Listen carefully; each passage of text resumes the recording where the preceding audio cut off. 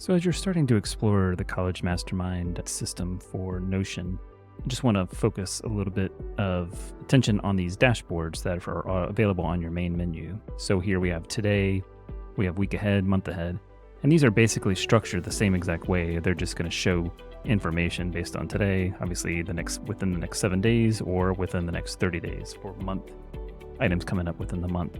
So let's just look at items for today. This will just make it easy. And you'll see your pre-filtered, your dashboard, things to focus on, to draw attention to. So we can look at, say, like tasks due today. And this will show anything that might be due today or has not been completed, but had a due date in the past. You can see that negative 28 days. These are some long overdue items that need to be completed. But we can go here and add a new task with this blue button. And again, like anything else, we'll give it a simple name. Okay. And we'll give that a due date. We'll just say it's due, have this one due today. And so that will show right there, date August 12th, which is today, 0 days remaining. And that'll be good for now, just to illustrate. And so now you can see we've added a new task. It shows up in our list, and then we can obviously go in and manage the details of that particular task. Is that task associated to a project?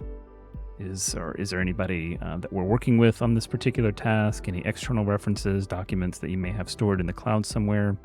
Is it tied to a particular goal, whether it's for school or personal goal, things like that. So you can associate tasks to a lot of different things within College Mastermind. I'm going to go back to the main menu. That looks at today.